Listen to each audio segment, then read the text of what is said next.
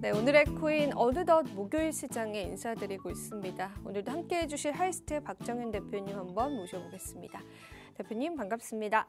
예, 안녕하세요. 하이스트의 박정현입니다. 요즘 이제 암호화폐 시장의 변동성도 않죠. 크고 네. 또 시끄럽습니다. 또 여러 가지 이슈에 대해서 같이 한번 알아보고 잘 또 대응해 갔으면 좋겠습니다. 네, 아무래도 불안감이 좀 많은 시장인 것 같습니다. 뭐 여러 가지 국면으로 봤을 때도 시장 자체에 어느 정도 호재가 보이지 않는 상황인데요. 자, 우리 시장은 어떻게 펼쳐지게 될까요? 우리 대표님 통해서 다양한 힌트들 얻어보면 될 것 같습니다. 자, 오늘 첫 번째 이야기부터 바로 한번 들어보겠습니다. 예, 그래서 다들 아시겠지만 이제 SEC가 이제 바이낸스 US하고 그리고 코인베이스를 지난주에 이제 기소를 했습니다. 네. 그래서 이제 뉴스에서는 이제 두 곳에 이제 기소를 했다는 부분에 대해서 이제 좀 러프하게 이제 나와서 좀 그 기소 내용에 대해서 좀 더 딥하게 한번 좀 알아봤을 때 확연하게 좀 차이가 나는 것들을 발견할 수 있었었는데요. 바이낸스 US하고 코인베이스 두 곳이 기소에 대한 내용과 어조가 분명히 이제 차이가 있었습니다. 그래서 이걸 통해서 한번 저희가 살펴보고 앞으로 어떤 이제 좀 이슈가 있을지에 대해서 좀 고민해봤으면 좋을 것 같은데요. 먼저 바이낸스 US에 관련된 부분들은 첫 번째 이제 증권법 다 아시겠지만 증권법을 위반했다. 는 내용이었고요. 두 번째하고 세 번째가 좀 문제가 될 수도 있을 것 같은데요. 두 번째는 이제 미국의 VIP 고객, 그러니까 바이낸스 US에 있는 고객들을 몰래 바이낸스로 지금 이제 유도해서 거래를 한 정황들이 지금 이제 발견됐다. 그러니까 이런 좀 뭐랄까 모럴 해저드 같은 그런 이제 이슈가 있었었고, 세 번째로는 바이낸스 자회사 중에 시그마 체인이라는 회사가 있습니다. 바이낸스도 워낙 큰 회사이다 보니까 자회사가 있는데 그걸 통해 갖고 바이낸스 US의 통정 매매라고도 하고 워시 트레이딩이라고 해서 이제 시세 조작 매매라고도 하는데요. 그런 이제 트레이딩하는 그런 이제 워시 트레이딩들이 그런 정황들이 있었다는 거에 대한 이제 세 가지가 이제 주된 내용이었습니다. 그리고 코인베이스는 유일하게 이제 증권법 위반에 대한 이제 내용들로 이제 기소 내용들이 있는데요. 이제 여기서 좀 고민해봐야 될 게 이제 바이낸스의 이제 기소 내용과 코인베이스에 대한 기소 내용에 대해서 좀 어조가 분명한 차이가 있는데요. 코인베이스에 대해서는 좀 이제 어조 자체가 미국 연방 증권법에 대해서 너희들은 매우 뻔뻔하고 굉장히 무시하고 있고 그리고 이거에 대해서 매우 이제 쉽게 생각하고 있었구나라는 어떤 이제 어조에 대한 무게감들이 실려 있는 그런 단어들이 많이 선택이 되어 있습니다. 되게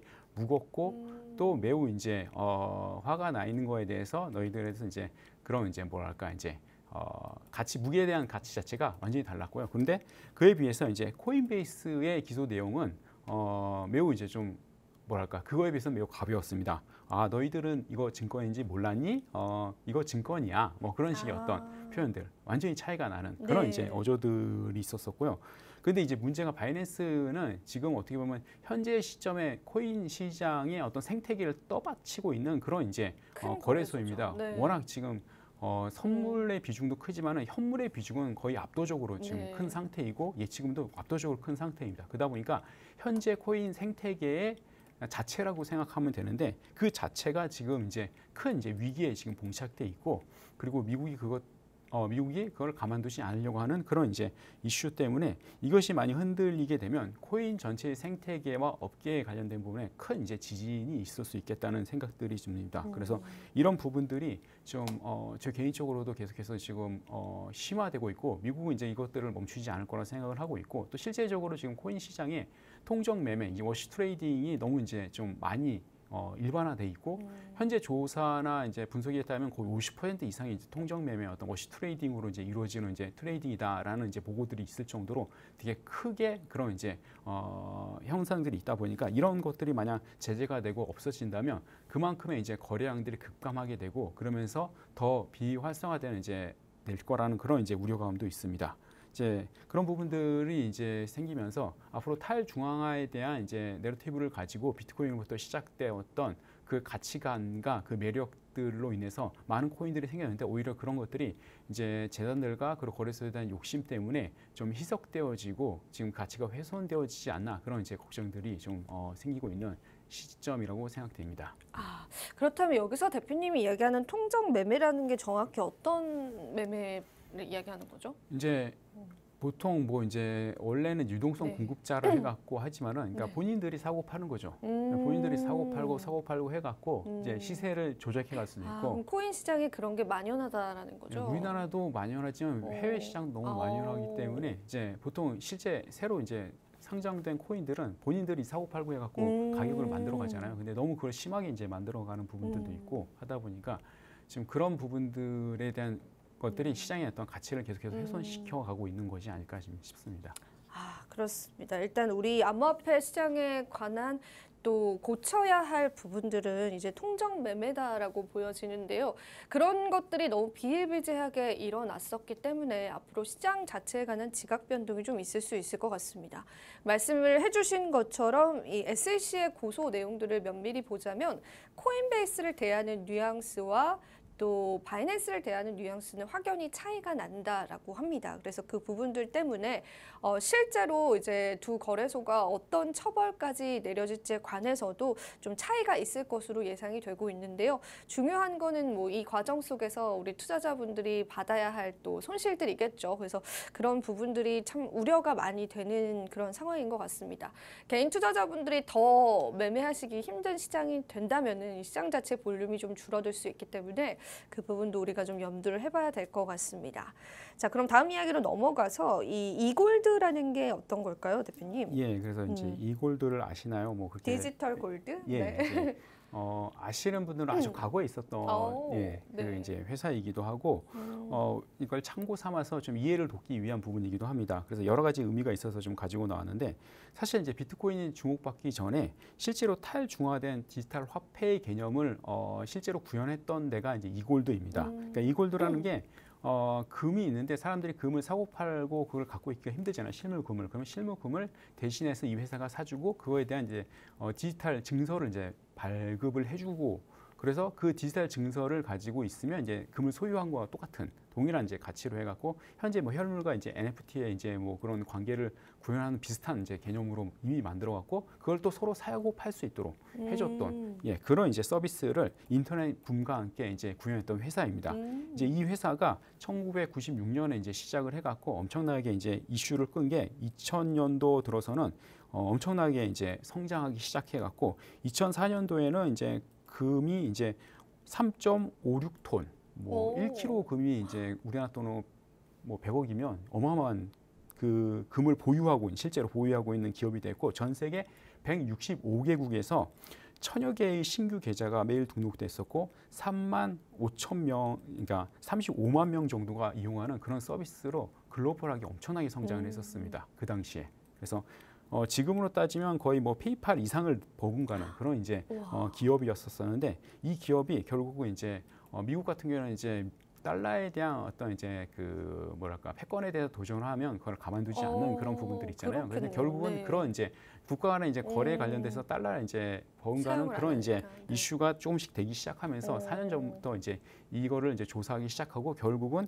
여기 이제 대표가 이제 그 더글라스 잭슨이라는 사람과 이사진들이 결국은 이제 그 잡혀갔습니다. 그래갖고 이제 이런 거에 대해서 뭐 이제 자금 세탁법부터 시작해서 뭐 이것저것 다 걸어갔고 탈탈탈 털었네요. 네, 결국은 4년 동안 네. 조사받고 결국 이게 2008년도에 결국 잡혀가고 회사는 이제 문을 닫게 됐었는데 그때 리먼 사태도 터졌었고 그리고 이제 재밌는 게 2009년도 1월 그게 몇 개월 후에 이제 비트코인이 나타났는데 생겨났다. 그게 사토시 나카모토가 있는데 이분이실 것이다라고 예측이 되는 건가요? 근데 아니요 그게 아니라 사토시 나카모토는 머리가 좋은 거죠. 그 모든 사태를 다 리먼 사태하고 이제 이골드 사태를 다 지켜보고 나서 이미 이제 만들어 놓고서 지켜보다가 본인이 나타나면 안 되겠다. 뜨는 것들에서 이제 그러면 누구를 고소해야 되고 어떤 재단을 고소해야 수 없는 거죠. 근데 그러나 스스로 또 돌아가는 완전체의 비트코인을 개념을 가지고 이걸 설계를 해갖고 세상에 내놨지만은 본인은 나타나지 않는 그래서 누구도 알 수 없는 그런 이제 개념을 만들어낸 거죠. 그러니까 이렇게 보면 엄청나게 천재인 거죠. 그렇죠. 똑똑하네요. 그런 이제 그 내러티브로 세상에서 매료가 됐고 그래서 사람들이 그거를 이제 사용하기 시작하면서 여기까지 오게 됐습니다. 그래서 비트코인이라는 그 가치는 생각보다 강하다고 생각합니다. 그런 부분에서는 이제 어떻게 보면 지금 현상에 대해서는 비트코인을 제외한 다른 부분들은 어떻게 보면 이더리움을 치기 위해서는 비탈릭 부텔린을 잡아놓으면 되는 상황이고 그러다 보니까 재단과 이제 거죠. 대표를 공략하면 결국은 그 무너지기 쉬운데 그러나 비트코인은 공략할 모르는 대상이 거죠. 없습니다. 네. 예, 그래서 이제 거래소가 아니라 이제 그런 이제 여러 가지 다른 방법을 이제 모색하기도 하지만 그러나 비트코인은 그만큼의 내러티브를 갖고 있는 코인이라는 것과 그리고 이제 과거에 이런 시도가 있었었고 이런 실제로 이제 그런 조사했을 때 결국은 문제가 생기는 가능성들에 대한 이제 과거의 역사는 이제 반복된다는 부분들을 기반으로 해갖고 과거에 있었던 이 골드와 그리고 비트코인에 대한 가치에 대해서 잠깐 한번 설명을 드렸고 좀 이걸 기반으로 해서 비트코인의 가치도 좀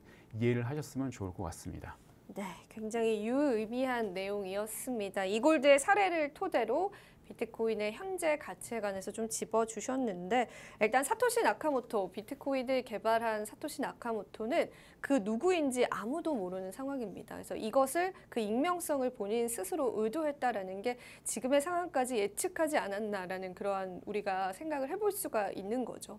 과연 누구에게 또 고소를 해야 할지 SEC도 좀 난감한 상황에 취하게 될 텐데 그 외에 여타 다른 코인들은 이제 개발 재단이라든지 또 실질적인 재단을 또 고소하면서 코인 자체를 무너뜨릴 수 있는 가능성이 있기 때문에 어찌 보면 대표님 말씀처럼 비트코인을 제외한 다른 알트코인들은 조금의 위험성들에 계속해서 빠질 수 있다라는 가능성이 있는 것 같습니다.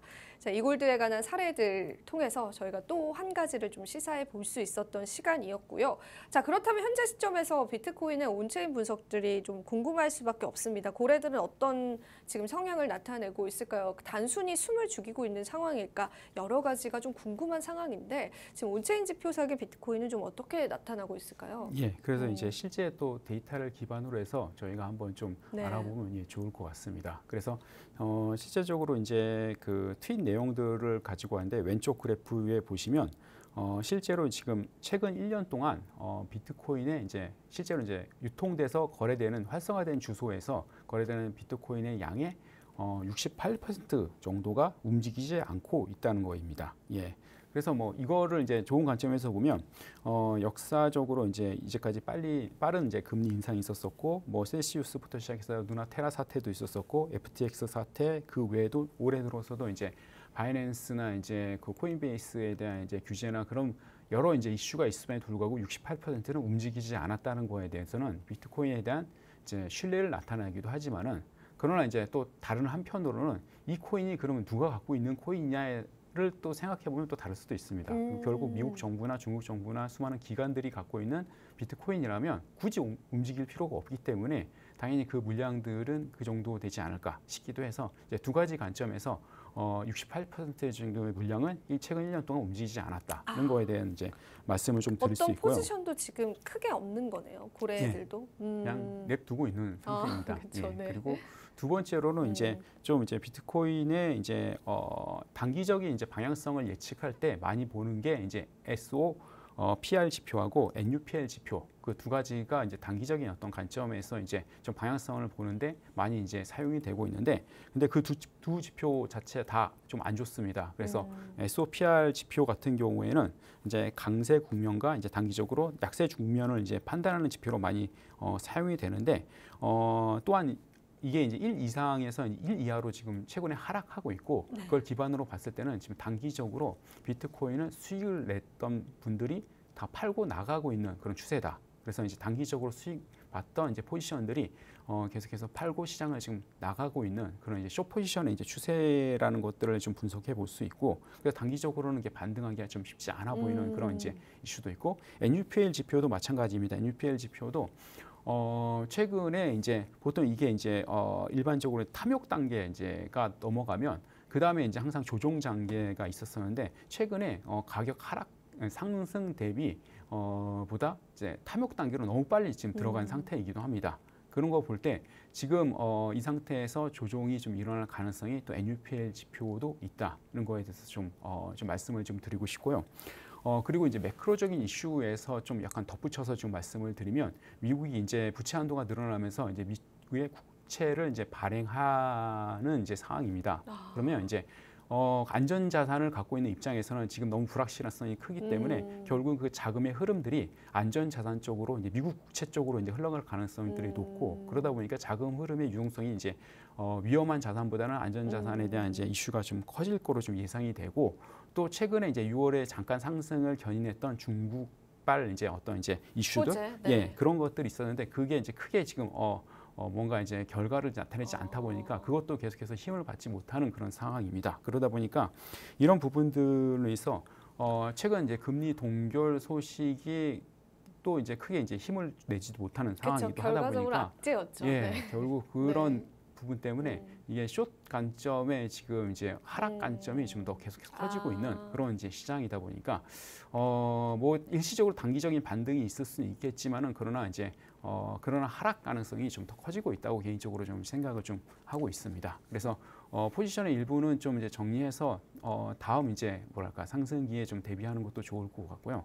그 외에도 이제 여러 가지 좀 드리고 싶은 것들은 나중에 이제 노란 톡방에서 그리고 다음 방송에서도 말씀을 좀 드리겠습니다. 네, 그렇습니다. 저희가 또 QR코드를 지금 띄워드려야 될 것 같습니다. 대표님 말씀하신 것처럼 단기 반등은 있을 수 있지만 전반적인 분위기 자체가 좀 하락으로 기울고 있는 상황에서 우리가 대응해 볼 수 있는 영역들은 분명히 있습니다. 시그널 차트를 통해서 아실 수가 있을 텐데 우리 대표님께 한번 관련한 내용 좀 들어보도록 할 테고요. 우리 시청자분들께서는 지금 시청하시면서 들어오셔야지만 대표님과 시장 대응하실 수 있기 때문에요. 꼭 지금 함께해 주셔야 합니다. 자, 대표님 빠르게 좀 부탁드리겠습니다. 예, 그래서 네. 노란 톡방에 들어오시면 보시 이제 자동으로 시그널을 띄워드리는데 그 시그널과 함께 저희가 이제 프로그램을 신청하시면 무료로 이제 사용을 하실 수가 있습니다. 그래서 시그널 차트를 활용하는 방법들은 시그널이 톡방에 올라오면 그걸 바로 들어가는 것이 아니라 4가지를 확인하셔야 됩니다. 첫 번째는 매물대, 두 번째는 추세선, 세 번째는 지지 저항, 그리고 네 번째는 RSI인데요.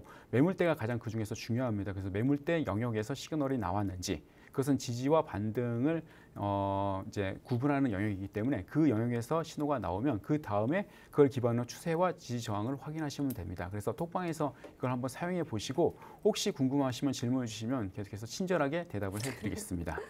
네, 그렇습니다. 자, 오늘은 저희가 여기서 한번 마무리해 보도록 하겠고요. 마지막으로 본 방송에서 제공하는 정보는 투자 판단에 대한 조언일 뿐입니다.